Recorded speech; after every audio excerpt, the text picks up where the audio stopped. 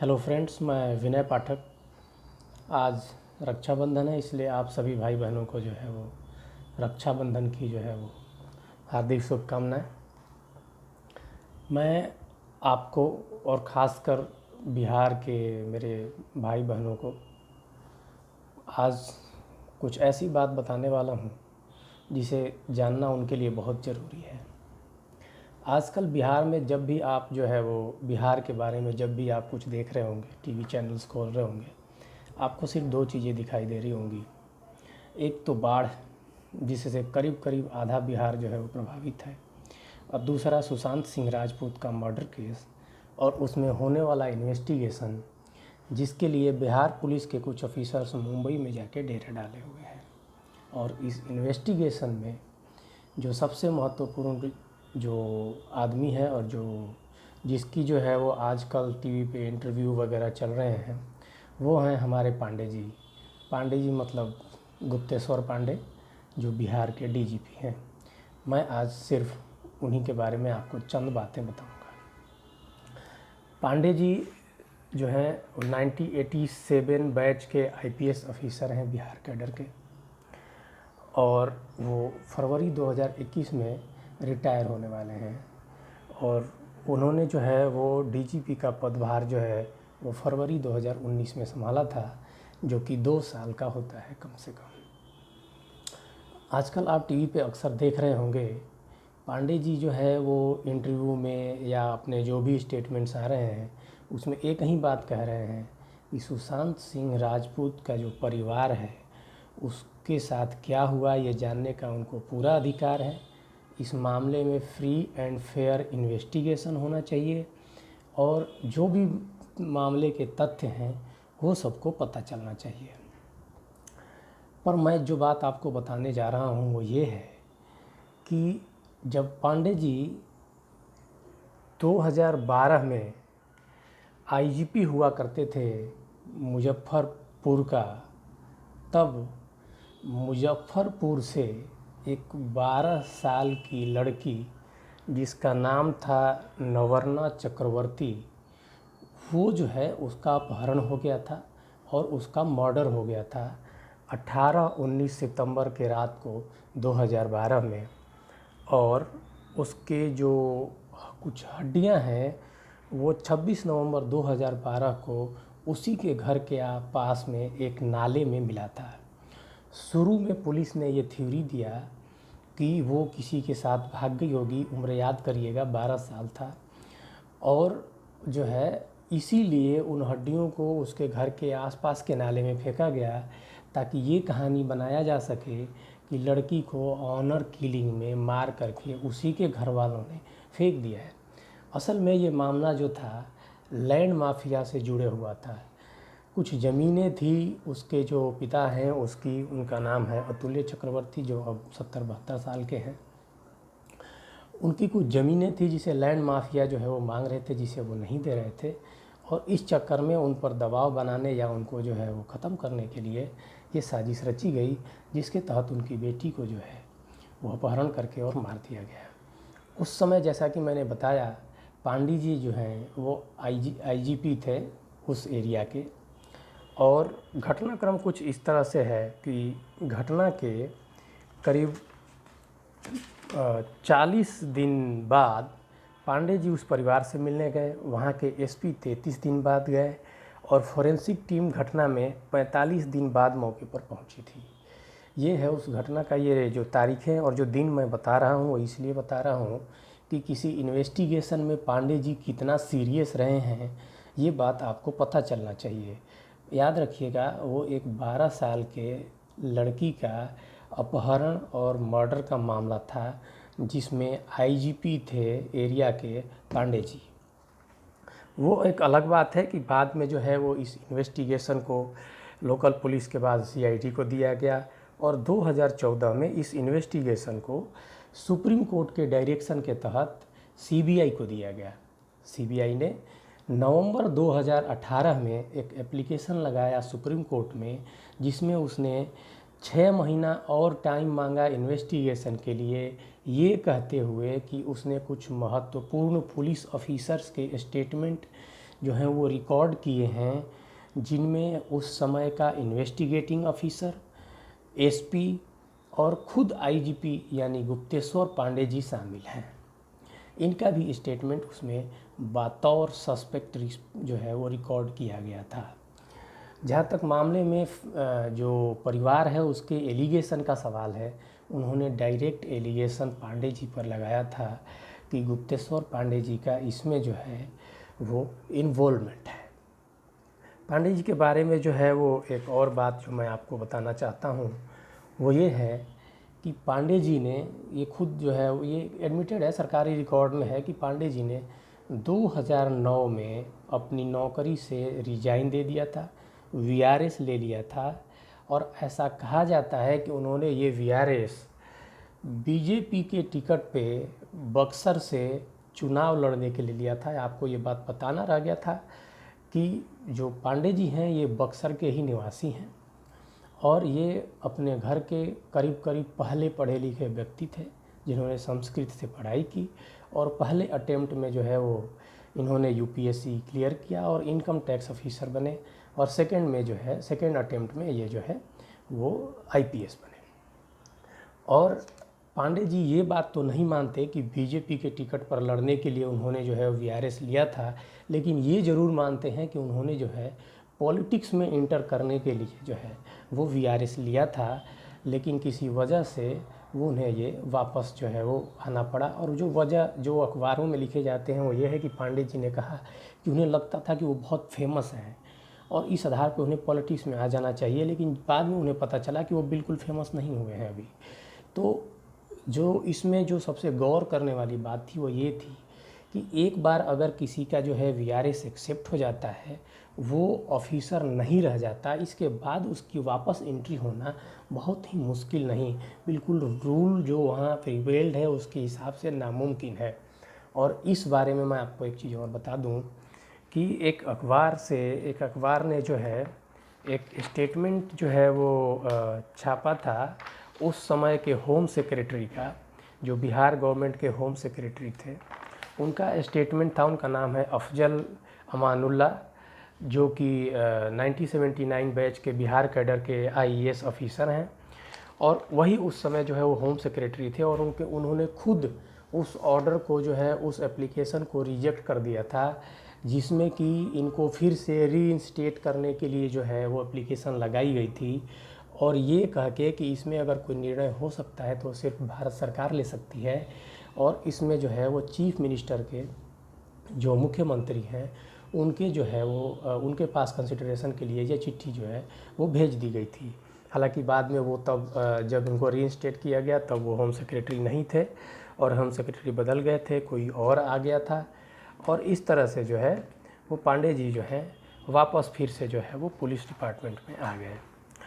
नीतीश कुमार की सरकार में जो है वो पांडे जी 2019 का इलेक्शन जनरल इलेक्शन होना था उससे ठीक पहले बिहार में डीजीपी बदले जाने थे और तब ये किसी और ब्रांच में थे बिहार में। 12 लोगों का नाम जो है यहाँ से भेजा गया था जिसमें एक इनका नाम था। 3 लोगों का नाम फाइनल हुआ जिसमें से एक यही पाया गया जिनको जो है वो डीजीपी जो है बनाया गया। तो ये हैं आपके डीजीपी गुप्तेश्वर पांडे। आप अक्सर देखते होंगे कि ये जो है वो मीडिया में इंटरव्यू देने के बड़े शौकीन हैं और मैंने एक न्यूज़ पेपर में ऐसा पढ़ा है कि एक बार जो है वो इनके इसी बर्ताव के लिए जो है वो नीतीश कुमार ने इनको एक सभा में जो है वो थोड़ा डांट डपट भी किया था, जिसको वो न्यूज़ पेपर ये भी कहता है कि इनसे जब पूछा गया तो इन्होंने कहा कि ठीक है ये बात, और उन्होंने ठीक ही डांटा था। वो हमारे गार्जियन के जैसे हैं और उन्होंने जो है हमारे भले के लिए ये बात कहा था। मैं जो है वो मीडिया में कुछ ज़्यादा ही जो है वो एक्टिव रहता हूँ।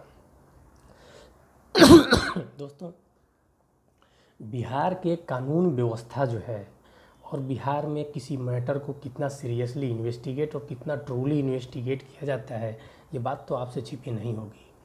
खैर मैं तो भुक्तभोगी हूँ, मैं कहूँगा तो जो है वो थोड़ी बायसनेस हो जाएगी क्योंकि मैं थोड़ा बायस्ड हूँ भी। लेकिन मैं आपको जो है एक बात बता दूँ कि आप ये भी जानते हैं कि जो महाराष्ट्र में प्रेजेंट गवर्नमेंट है शिवसेना की, ये हमेशा से एक एक्यूजेशन रहा है उस पर और कुछ हद तक ठीक भी रहा है कि वो बिहार के लोगों को वहाँ से मार पीट के भगाते रहे हैं और उनका रवैया जो है वो बिल्कुल ठीक नहीं था। अब जब से जो है वो जो करंट गवर्नमेंट वहाँ पर बनी हुई है, जो कांग्रेस या एनसीपी के साथ बनी है, आप देख रहे होंगे कि ऐसा कोई घटना आपको देखने को नहीं मिला है और इस बारे में काफ़ी सुधार हुआ है। और इस आधार पर हम ये कह सकते हैं कि ऐसी घटना तब तक थी जब तक उस पार्टी के साथ बीजेपी सरकार में थी। आपने 1-2 साल पहले जो है वो गुजरात से बिहार के कुछ लोगों को मार पीट के भगाए जाने की खबर सुनी होगी। और मैं आपको बता दूं कि तब भी तब जो है गुजरात में जो सरकार थी वो भारतीय जनता पार्टी की थी। इसलिए जो इस समय सुशांत सिंह केस के इन्वेस्टिगेशन को लेके जो माहौल बिहार में बनाया जा रहा है, उसमें कहीं न कहीं जो बिहार में इलेक्शन होने वाला है उसका रोल है। और ये बात आप जितना जल्दी समझ लें उतना ही बढ़िया होगा। सुशांत सिंह राजपूत का मर्डर हुआ या वो सुसाइड था, इस बात का बिल्कुल इन्वेस्टिगेशन होना चाहिए। और सीबीआई इन्वेस्टिगेशन भी हो तो कोई दिक्कत नहीं है, आखिर सीबीआई इन्वेस्टिगेशन करने के लिए ही बनी है। उसके ऑफिसर जो हैं वो कुर्सियां तोड़ रहे हैं, जो झूठ मूठ को खा पी के। इन्वेस्टिगेशन करना चाहिए उन्हें। लेकिन इस बात को जिस तरह से मीडिया में प्रेजेंट किया जा रहा है, हर एक मूव को, यहाँ पहुँच गए हैं, वहाँ पहुँच गए हैं, ये हो गया है, वो हो गया है, ये जो हो रहा है इसने जो है वो आपको समझ में आ रहा होगा कि जो भी बिहार की समस्याएं हैं, बाढ़ है, भुखमरी है, बेरोजगारी है, कोरोना है, इन सब को दबा दिया है। बिहार में पिछले 15 साल से एक ही पार्टी की सरकार है, वो है भारतीय जनता पार्टी। उसके साथ नीतीश कुमार, बीच में वो कुछ दिन के लिए जो है वो लालू के साथ भी गए थे। बिहार में ये पार्टी जो है वो सत्ता में ये कह के आई थी कि जो काम जो है वो लालू ने गड़बड़ किया था उसे ठीक करेंगे और जो नहीं किया था उसे करेंगे। लेकिन आप देख रहे होंगे कि चाहे वो शिक्षा का क्षेत्र हो या स्वास्थ्य व्यवस्था का क्षेत्र हो या जो है वो रोज़गार लगाने का हो या करप्शन का हो, लॉ एंड ऑर्डर का हो, सारे ही मामलों में जो बिहार की सरकार है उसकी फेल्योर है। वो जनता से जो वादे किए थे उसको वो पूरा नहीं कर पाए हैं। और 15 साल से सब वहाँ की जनता जो है वो नीतीश कुमार की और बीजेपी की सरकार से उब चुकी है। ऐसे समय में जब वहाँ इलेक्शन आया है तो जो केंद्र की सरकार है, जो भारतीय जनता पार्टी है और जो वहाँ की सरकार है, ये चाहती है कि इसी सुशांत सिंह केस और बिहारियों पर मुंबई में अत्याचार होता है, ये सेंटीमेंट जो है वो बिहार के लोगों में जगा के इस बार का इलेक्शन निकाल लिया जाए।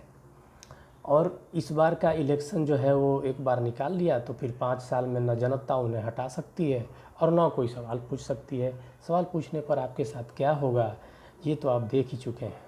पटना में कुछ ही महीने पहले की बात है, कुछ ही महीनों कि जब छात्र जो है वो किसी भर्ती को लेके या जो टीचर्स हैं वो रेगुलराइजेशन को लेके या कुछ पुलिस ऑफिसर्स किसी बात को लेके जब पटना में प्रदर्शन कर रहे थे तो उनको किस तरह से जो है वो पीटा गया था रोड पे, और जिसमें जो है वो पुलिस के कुछ ट्रेनी महिला ऑफिसर्स भी बख्शी नहीं गई थी, ये सब आपने देखा है। फिर भी अगर आपको जो है वो लगता है कि जो बिहार सरकार या जो केंद्र सरकार बिहार में माहौल बनाने की कोशिश कर रही है वो सही है, तो बस आपको जो है वो भगवान बचाए, मैं कुछ नहीं कर सकता। मैं जो है वो आप ही के बीच से हूँ, मैं जो है वो बिहार से ही हूँ, सासाराम से हूँ, और मैं अभी 2-3 महीने जो है वो बिहार में रह के आया हूँ। मैं वहाँ की जो ग्राउंड जीरो की जो रिपोर्ट है वो आपको बता रहा हूँ कि टेस्ट का कहीं कोई नामो निशान नहीं है। लोग कितने कोरोना पॉजिटिव हैं उनको खुद नहीं पता, और पता हो भी जाए तो वहाँ कौन सी हॉस्पिटल है जहाँ आप जाके भर्ती हो जाएंगे। वहाँ ज़िले में न कोई हॉस्पिटल है, न कोई राज्य में हॉस्पिटल है। आपने देखा होगा कि कुछ दिन पहले जो है वो पटना के जो बड़े बड़े कुछ अस्पताल हैं सरकारी, उसके न्यूज़ ये थी कि किसी में 4 दिन से लाश पड़ा है, तो किसी में जो है वो ऑक्सीजन की सिलेंडर नहीं है, किसी में डॉक्टर नहीं है, किसी में चूहे घूम रहे हैं। खैर जो भी है आपको सब पता है।